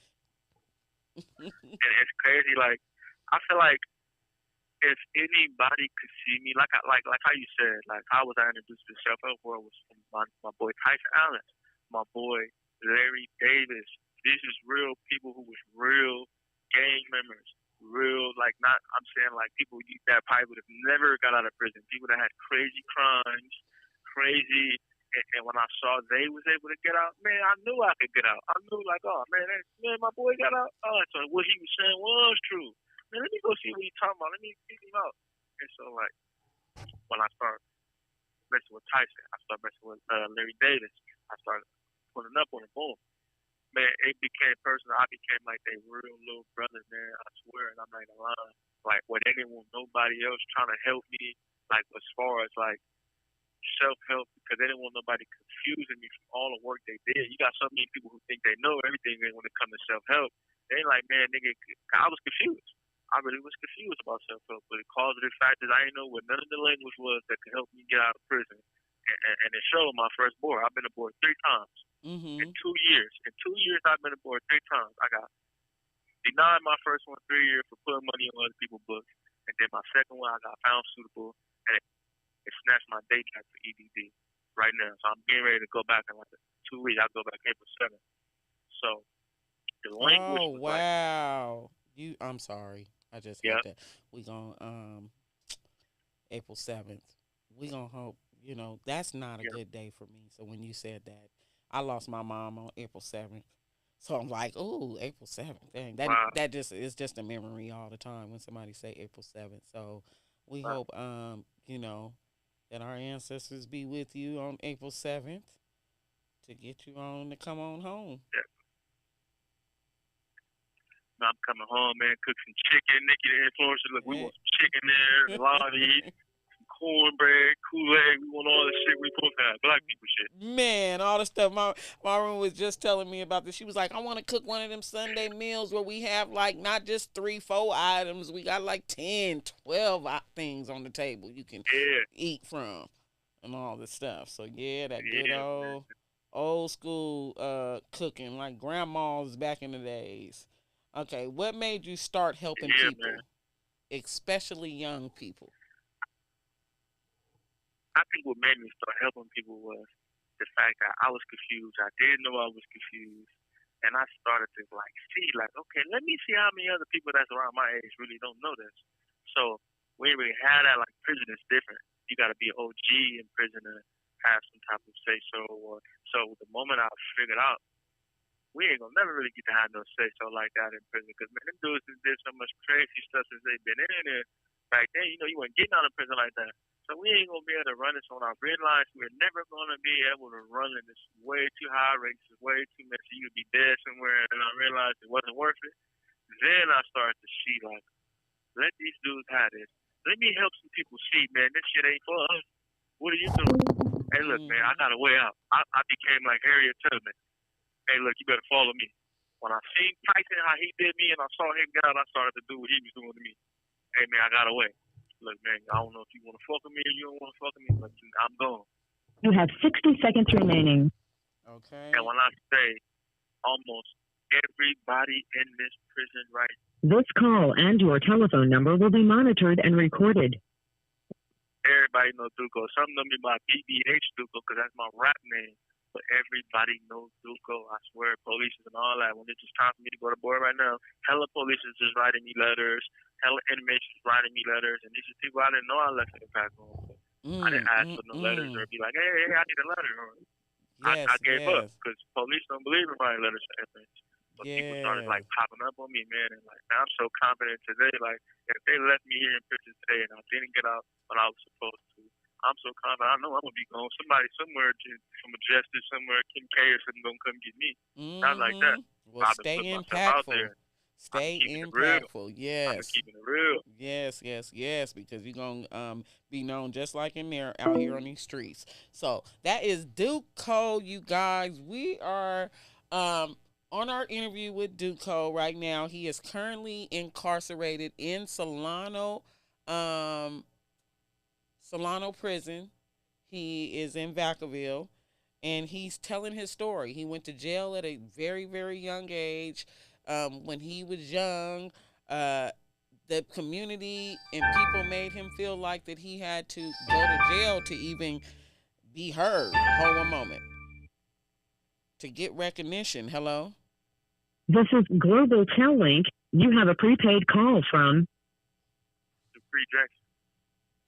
an incarcerated individual at the California State Prison, Solano, Vacaville, California. This call and your telephone number will be monitored and recorded. You have a prepaid call. You will not be charged for this call. Thank you for using Global Tel Link. All right, Duko, we got you back on the line, and I want to ask you, what is OMCP, and why did you join that program? Okay, so OMCP is Occupational Mentor Certification Program. So it's a program that was created in California prisons for people who are in prison who are on drugs. So they created that program to kind of like assist the incarcerated person population. And so with assisting the population, they created this course. In that course, it's like an 18-month program you kind of go through, where you got to get vetted out. You get vetted, they interview you, there's hella people from all over California. It's only 2 training institutions, one's at Lancaster, one's at this prison, Solano, where I'm at. And out of all these prisons, there's so many different people, but the thing about it is they could see you anywhere. They could see you 50-50, they could see you here. And so, like, most people who kind of, like, want to get in it, that's kind of what stops people, the 50-50, or because 50-50 is half in prison, that's half GP, half SNY. So they created that now. So today, like, being in prison through the OMCP program, I got in, and when I got in, it seemed like, okay, I had to get vetted. I had to do a 500 essay. I had to get some people to reference me to say, hey, man, I think you should be in this program. So I got a couple CEOs that referenced me in. I got in. They hand selected me out of hundreds of people, or however many people they did. It was 30 plus. I got in OMCP cohort session 14 in Solano. Card 19, and I'm gonna be real, man. That was one of the best decisions I could have did, because it's an alcohol and drug counseling program, and they basically set me up to go home where I got a career on the streets. I'm getting out already where I'll be getting $35, $40 an hour. So if you get a DUI, you'll be in there in my group. If you get, it depends on what it may be, whether it's 30 or whatever your parole officer might have for you, or it don't gotta even be that. Just anything involving alcohol or drugs, I'm there to assist people. So I got in that program. Basically, we help people create relapse prevention plans, help them learn a little bit about harm reduction drugs, what they do to your body. And then we give them like kind of information as far as where you could go. This is where you could go to go get this. If, you know, I might have a nephew who might do drugs. I don't know. He do drugs. Not to say he do drugs, but I'm just saying I might have somebody in my family that I don't know might smoke spice. Hell, it's been going since I've been in prison. So if somebody in my family, or I might be with my girl and her kids or something, might get to going out, I have to know how to help people if something go on. I don't want to be a nigga that's scared of something. I'm supposed to be a man. You see what I'm saying? Where, like, I'm looking at you looking at me, and I'm looking at you. Yes, so, definitely. I totally understand that. So, what's the process to get into OMCP? Like I said, you kind of got to be vetted. You be vetted. You do the interview. You write the 500-word essay. You got to get referenced by 2 COs or 2 free staff or somebody that say, hey, man, I think this guy's a good candidate for this program. And that's the process. Okay, that's the process. So when you were in OMCP, you had to get ready for the board twice. While preparing for OMCP, how were you able to keep your focus while addressing so many other responsibilities while in prison? I think my best way to keep focus was because I think kind of realizing and understanding, I think my comprehension had to be good. And fear of not doing something right out of the consequences, not going home, kept me from being too slow to see it or naive to see it. If I don't get this right now, nigga, this might be my only chance, and I better go for what I know. So, I realized that, let's say, because I got an OMCP, I got to show up every day. So, in order to be suitable for parole, I have to have a job in prison. I got to go to school. In order that when I have a job, I got to go to work every day. It don't even matter if I'm sick. So if I'm sick and I don't go and they call looking for me, they can write me up, right? So let's say I don't go to OMCP and I get a write-up. One write-up affects me going home through board. So I knew, okay, I can't say fuck OMCP. But how do I get ready for board at the same time? I can't say fuck board because I might as well say fuck OMCP if I'm going to say fuck board. So I started saying, okay, well, let me start just working on myself. If I work on myself, maybe it might just come to me. So I started where I was. I felt overloaded at first because I'm like, damn, man, what, like, you know, but I started where I was and shipping out, you know, the ice. And, you know, like they said, I don't know if you heard the iceberg analogy, but, you know, the iceberg is on top. So that's what you can see. But it's not about what's on top that you should be worried about. It should be what's underneath that you should be worried about, the stuff you can't see. And so, man, when I put that mirror in front of me, man, I had a good lawyer for board. Her name is Lori Kelly. Man, I swear when I put that mirror in front of me, she put it in front of me, Tyson put it in front of me, Lala put it in front of me, Bilal put it in front of me. Like, I'm having people putting it in front of me. You know what I'm saying? And I ain't gonna lie, I had a strong woman, man. My woman was strong. I will never be just talking to no, like, little kids or, like, no little girls. Like, I mean mentally. I don't mean, like, young. Like, I mean, like, people that was sharp. You know what I'm saying? And I think people make mistakes, but when I was able to see it that way, that kept me balanced. And I think it was spirituality because when I got back into OMCP, that was the only thing I really was missing was my spirituality. I wasn't talking to God like I'm supposed to. I wasn't praying like, you know what I'm saying, like I'm supposed to. You know what I'm saying? I could tell you that, hey, I'm a Christian and I'm this. But how many times I really praying out the year or out the week or out the day? How many times was I really saying, God, man, take this hunger away from me? Or, you know what I'm saying? Hey, I'm already take this feeling away from me. Like, let me stop. You know what I'm saying? I wasn't really, like, putting it on to him.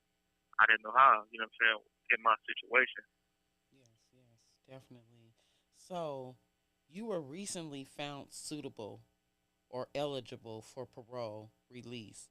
After that, your sentence was called This back. call and your telephone number will be monitored and recorded. After that, your sentence was called back by the Board of Parole hearing. Why did that happen, and how did that make you feel? So I got suitable, ready to go home, all the situation and stuff like that, put everything together, did everything I was supposed to do, signed everything. Basically, one day, an investigator called me or whatever, and when he hit me up, basically, he basically came to question me about, he basically told me that he was an EDD investigator and that he was here to investigate me for EDD. So me being in prison, and me being a juvenile, I ain't never had no job. I still don't know my social. I can't tell you my shit off by heart. I gotta call some people. They gotta go dig through some shit. Ain't no telling how long that's gonna take. But when he asked me about that, I was trying to put two and two together. Like, what would make him ask me about this at all things? And he kept it real. He said, "Well, he played games. He didn't keep it real. Fuck him. I'm gonna just say that." But he said it. He said basically like, "Look, I'm gonna keep it real with you." He said, "Did you ever have a conversation with somebody about EDD?" Or I said, "No, I did not." He said, "Okay, well, I know you lying because I got a conversation with you about EDD. I'm gonna give you one more chance. Did you have a conversation, or did you tell somebody they could do it?" I said, "No, I did not have no conversations." He said, "Well, we done. You can leave." So I left. Whenever I left, he said I was gonna get a paper, which is called a 1030. 1030 stop you from going home. All that 1030 is basically a paper saying like, "Hey, I think this guy is smoking. And, hey, I think this nigga's doing this," and that stopped you from going home. So he wrote the 1030 on me for the EDD thing. I get the paper, and it was a phone call with my brother's ex-wife. And basically, she just asked me like, hey, you know, I'm calling getting dollars, and she basically just asked me like, hey, bro, like I can get you your own dollars, like with your info. So instead of me saying no, I was just like, hey, I don't know my shit, which is the truth. And so because I knew even if I had it, I wasn't gonna say yes. I'm gonna keep all the way real with you. That's what I wasn't gonna do. But because I didn't tell her no, I knew not to say no because she's looking out for me. My brother in prison. Whenever I need 50 or 100 or whatever I think I may be needing while I'm in prison, she's taking care. She's looking out for me. So when it comes time, like, well, you like, hey, I need this. I don't want to tell you no. Now fuck me. Now I can't call. So I'm like, hey, I don't know my shit. And basically, to them, they felt like they was putting two and two together. Like, oh, nigga, this is a conversation. Oh, nigga, you was down. You didn't say no, or you didn't. So they start kind of put two and two together, and that's basically what. This call and your telephone number will be monitored and recorded. That's what they got me going back in for now. I couldn't see it back then. It was a blind spot. Today I could see it. The reason why I could see it today is because I didn't see that as conversation. To me, being black, that's not a conversation. Conversation is not me saying, hey, I don't know my shit. The conversation to me is me saying, hey, nigga, where it's at? And what we finna do? How much I'm finna get? If there ain't no dollars in this for me, or me giving my info, I felt because it wasn't me giving my info, or I didn't have no conversation, or I felt like I didn't inquire. I wasn't like tapping in, like, hey, or I didn't get no money. I felt like, nigga, why you don't need? But I see today, like, okay, since we playing it from that perspective, all right, whatever.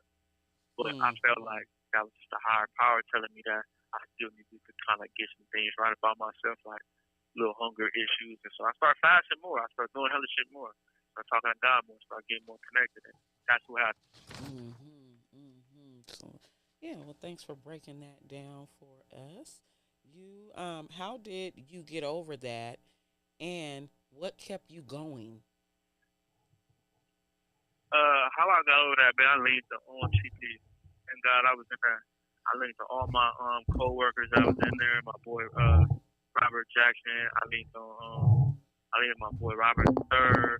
I leaned on Travis Berry. I leaned on my boy Marcus Davis. Like, I was going to people and they was helping me, sit down with me. They was really like coming to me and like, okay, let's rewind. Oh, my boy Kevin, man, my Long Beach, I can't forget him. He really was like, these is people who really sat down with me and like, okay, let's go through this one by one.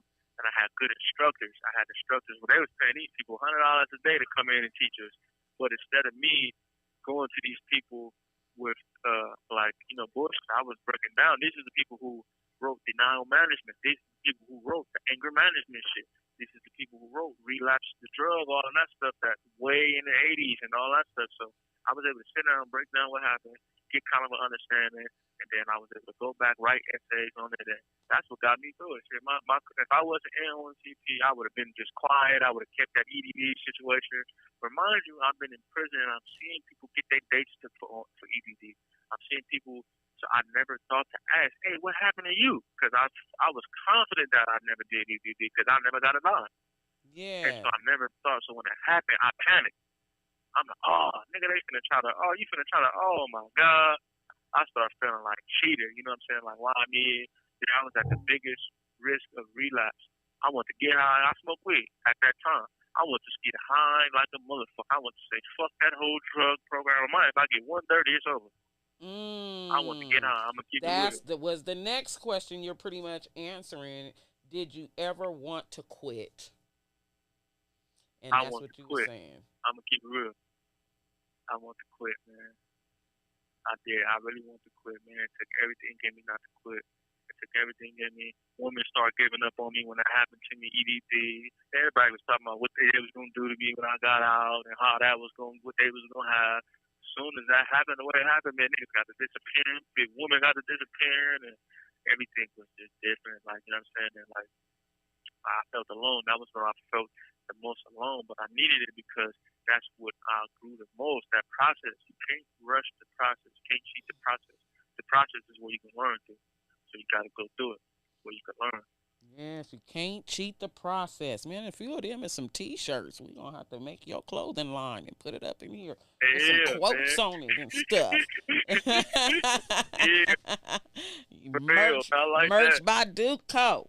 Come on in here and get some of these. Yeah, come get some of these quotes on some shirts and apparel and things like that. So, man. So you have 60 seconds remaining. Well, I'm glad you didn't quit, and I'm able to speak to you today, and it's positive. You're getting ready to come home. What kind of person are you today compared to the person that you were when you first came into prison? I think the type of person I am today, I'm a responsible person. I'm accountable. You know what I'm saying? You can leave me with the kids. I watch the kids, feed the kids good. You know what I'm saying? I think but even more I'm a self-aware person. I'm real conscious now. and I'm careful with everything I do now because I know it only take one step. Your life could be gone, whether jail, dead. So I'm very careful with what I do. Man, you got to be more careful of what you do. That was the last thing that he said, that he is more careful on what he's doing. So our interview is getting ready to wrap up, y'all. I appreciate whoever is watching today. And if you would still like to call in and talk to Duko, anybody that knows him or don't know him and want to ask him any questions, call in 916-745-9598. Hello. This is Global Tellink. You have a prepaid call from. And when it comes time to bubble up, you're not turning around for people who trying to double up. California. Yeah. This call and your This is telephone number made will for be a monitored and motherfucking recorded. made this You thing have for a loud. prepaid Get call. played, cause You will that's not my be dog. charged This for is this made call. made this song To for the accept this youth. call, My community, I phone or got 'em, bro. dial I'm pushing for the sign now. youth. This is made for a boss. This is made for somebody special. Hey, bro, you a boss. I'm a boss, you a boss. This to my brother from another mother. You know it's all ball. I had to learn to watch my mouth. I had to learn to watch what I do. Smart to just crash out. Think different. I had to grow up. It's Tyson Atlas. Either you influencing or being influenced. This for the youth. Whatever you want to be, you could be what you want. Just gotta tap in. Tap in. Apply. It's made for a boss TV. No violence. If you's a boss, this was made for you. Ain't got no outlet. This made for you. Hey, you ain't got no outlet? This is made for you. Call Made for Boss TV. Nikki the Influencer, I got you, and I'll help you get known in the public. Yeah, there it is. Hey, man, while I see you trying to rap, man, I seen you on there getting it, man. I said, look at you. All right, Nikki. That's what that Bilal be writing for me. I ain't even gonna lie. But when I be on the phone with him by myself, that's when I'm in my goofy mode. He be like, nigga, you got bars. Yeah. I be like, yeah, I don't know. I be getting influenced by y'all. I was hella influenced by y'all. I was like, wait a minute. Let me say something. Yeah. I'm going to get on that rap. Yeah. That's right, man. That's right. Glad we can influence you. Even the influencer be influenced. Even the influencer need to be influenced. And I'm about to start the street team, the influencer. So if you want to be a part of the street team, Nikki the Influencer, the influencer street team, where we out here in our community, just promoting everybody, getting the word out, letting people know that we here for them. Become an influencer yourself. I'm Nikki the Influencer. You can be Duko the Influencer, Bilal the Influencer. We can just have everybody be the influencers and get on out here, okay? And so let's go on in. We are almost about to wrap this interview up, and it has been great talking with Duko, hearing his story, and you know, the person behind the music I've been listening to. So I'm grateful to be able to meet you. How hard has it been for you? Well, let's see. Let me get to this one right here. Did you ever think that you would be where you are today?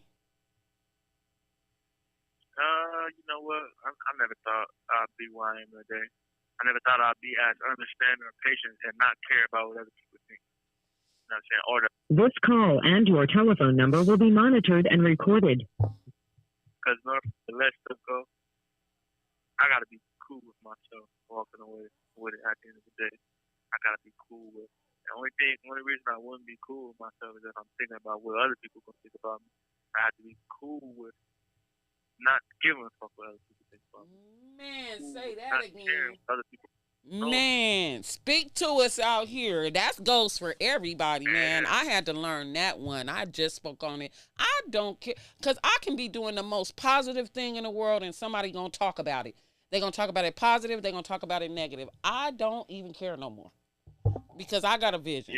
Yeah. And I just don't even, people talked about everybody. So. And I had to be cool with like people saying, hey, he ain't fucking with us, or he ain't like, I mess fuck y'all, not like that. But I'm getting me right. You see what I'm saying? Get me right, get you right. Yes. Nobody else right, you ain't. And you ain't right. I also just want to share this, for real, I just really want to share this, is that when I started learning to just kind of push my pride to the side, battling myself, my own self, what I feel, when I started to like not care about who don't got me or who ain't here, and really appreciate what I had. You know what I'm saying? The people I got. I got a strong support network, and people will probably be like, "Damn, who the fuck is supporting them? Well, who the fuck is, you know what I'm saying? How you getting by?" And I'm getting by, you know what I'm saying? Like, I ain't doing that bad. I'm making it in the store every month. I'm getting packages, you know what I'm saying? I'm getting like, so I'm not doing that bad, you see what I'm saying? Even though, like, I might tap in. So if I tap in on you, it's because I really need you. You know what I'm saying? Mm-hmm. So, like, when people play with me or people lie to me, I really take that personal. You know what I'm saying? I feel like, damn, like, you didn't even have to lie. You could have kept it real. Or, you know what I'm saying? Like, so for me, I had to be cool with accepting no from people. People gonna say no all the time. How many times did you have to hear no? Yes, people gonna say no all the time. Yes, they are. And I think that's why people ask. And sometimes I'll be like, I'm going to just ask. Like, I'm trying to get out in the community. I'm like, I'm going to just ask what's the worst they can say. And it'd be the worst they can say is no. Even though that still hurt. But it's like, dang. Okay. But for anybody that, you know, want to look me up or follow me or, you know, check my story out and know what's going on, not only could they go to your page, but they could go to my music IG, bbh.duko, or they could go to my private account. You got to be special to get in there. I don't just let anybody in there. Yes, but yes, they yes. could go there, Dukio.112. Now, if you know the influencer, she said you know, what's the password? I'm gonna say what was the password. You know her, what's the password? Yes, yes, yes. But and we're gonna cut this. Man, we're gonna cut this video up in short so you guys can get little clips of it to really hear what he was saying in certain parts, because it's very important to hear other people's stories sometimes, because it's a lot of people going through the same thing, and you think you're the only one out there going through it. So you probably have a family member that may be locked up. You may be locked up yourself, man or woman. You know what I mean? And so just hearing other people's story, I'm glad that y'all heard it first on Made for Boss TV. No, I'm saying. For real, man. Definitely. So how did, let's see. So how did your music side come about? And how long have you been rapping?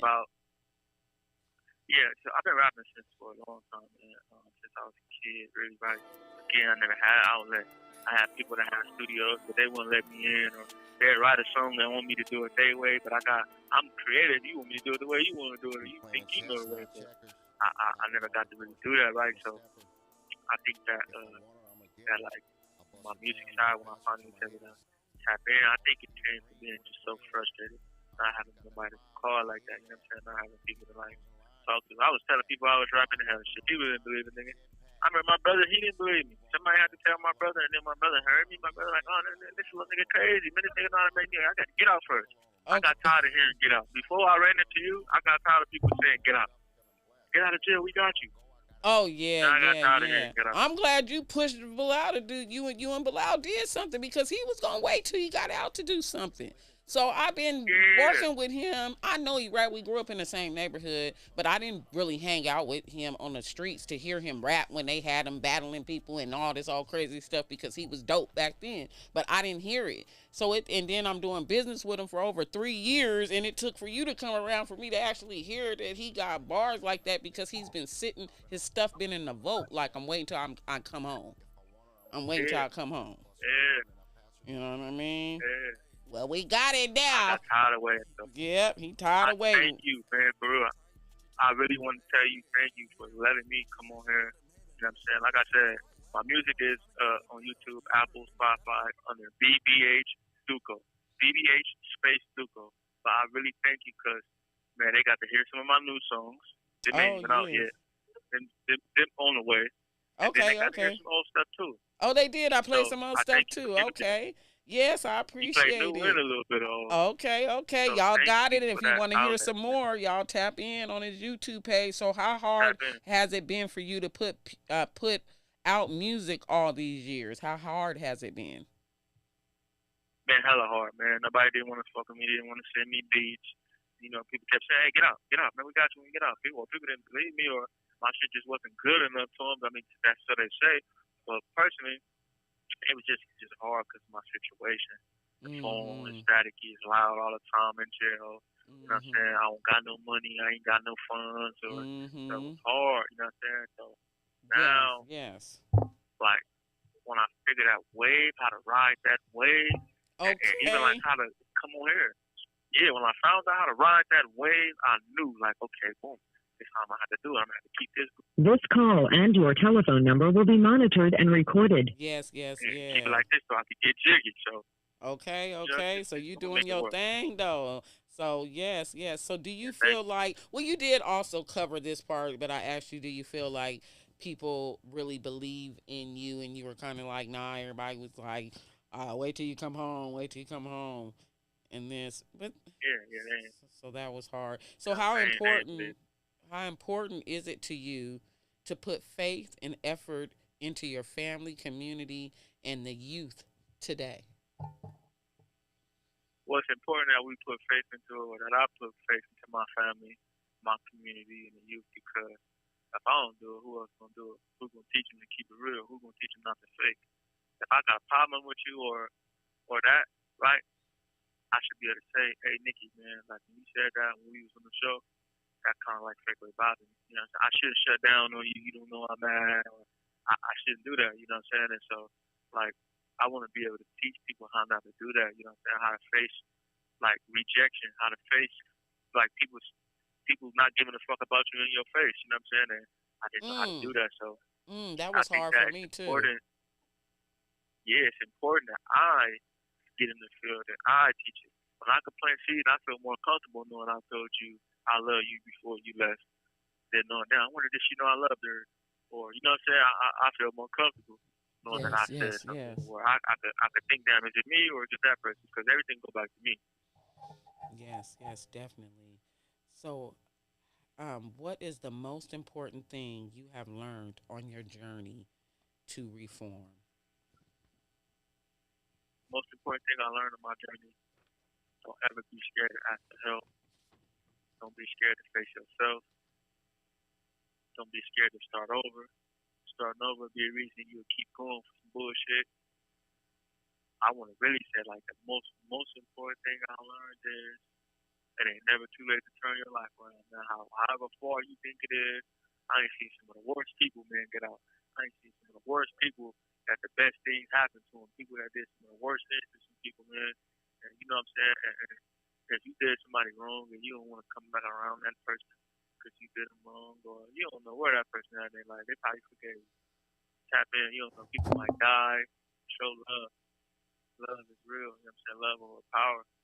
I ain't mad at nobody. That's another one. Love is real. Night. On the shirt. Love is real. We're going to be writing down your little quotes. I'm catching them too. I'm catching them. Like, there you go, right there. That's another T-shirt. You better get on your merch. You know, I do merch in here too. You know, I do merch in here too. We can get you a logo, get you some good clothing line going. Shit. Yeah, I'm in the middle of working on something right now, man. I might have to pull up on you like a bus. Get in. Yes, definitely. So, last but not least, how do you maintain your recovery? And what would you say to the next person still suffering? Well, I maintain my recovery, first of all, by reaching out to people, praying, stopping to think about things before I do it. You know what I'm saying? Using consequential thinking. It's just personal. You know what I'm saying? I walk away. I take deep breaths sometimes. I'll be on the phone sometimes. They don't know it. They saying shit piss me off. You know what I'm saying? I stop and I really breathe. Like, oh, okay, boom. And shit, that's really like how I really maintain, man. It's just like showing up every day, going to group. I go to group. I go to class. I go to work every day. Having a job keep me from robbing people. Having a job keep me from being envious of what the next person got. Being I'm going to work, I'm already woke anyways. So, you know what I'm saying? Keep myself going to where I'm structured. If I had kids or a son or something, I want my son to do the same thing. That's just how you going to do it. My daddy did the same thing. I want you to go do this too. know what I'm saying? And then I think lastly, what I would have to say to anybody in your recovery is don't be afraid to ask for help. Don't be afraid to sit in the group. Don't be afraid to change something about yourself. Don't be afraid to move away. Don't be afraid to, you know what I'm saying, like I said, start over. You have 60 seconds remaining. Don't be afraid to love your woman. If you got a good woman and she love you, man, love that woman. Because I really secretly wish I had that.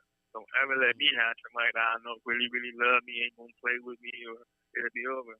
Yes, you know what I'm saying? yes, Till then, it's like, hey, but thank you for having me. It's a pleasure always. Thanks. And that, so you was saying never, so say that last statement you said, never give up. Yeah, I'll never be afraid, man. Oh, okay, there it is. That's the T-shirt. That's all I wanted to hear. I forgot real quick. Never. Yes. Never be afraid, man. You got a woman holding you down, keeping it solid for the team. Ain't no other stuff. Ain't keeping it real. Ain't lying and all never that be stuff. afraid. Don't Never be afraid. Be somebody that gets somebody that love. Because I'm a lover. You know what I'm saying? Yeah. I hope who I love right now love me. Yes, yes, yes. With that, never be afraid. You welcome, and thanks for being on Made for a Boss TV. Y'all tap in, like, subscribe, share, and hit that notification button, you guys. Duko was in the house calling from Solano Correctional Facility, here to tell his story of when he went to jail at 16 years old and was tried as an adult. So share, forward it, and if you would like to be a sponsor, holla at your girl Nikki. All right, we out. Money too, but all money ain't good money. I had to watch my temptation. Just trying to be too greedy be the reason why you wind up in jail. Punch in or punch out, run it in or run it out. Made for a boss, sit on calls to get the facts out. I can put the cash out, I'll do it for the youth. Don't make me have to crash out and come in with the truth. Ask Nikki then flew, boss with the word. Just like and subscribe, don't hate on the merch. What you trying to push? Tap in for the boss. So we do it for the city. We don't do it for the cause. We don't never try to floss. We want to see you shine, and everything we do is meant to activate the mind. And if balling is a crime, I'm down to do the time. Give me life for the youth, they the greatest of all time. This was made personally for a boss. Hey, I don't know, man. Duko right here. I don't know, man. You know, they see it. They see They know what it is. They know what it is. They act like they're not being influenced, but they know they being influenced. They watching us, cause we watching them watch us. That's what it is, you know what I'm saying? Bilal Rashid, Nikki the Influencer, you know what I'm saying? Duko, made for a boss. We stay boss made, man, that's what it is. Y'all quit hating out there. Cause that's what we at with. Tap in. Tap in, Made for a Boss TV. All right, y'all, we are out.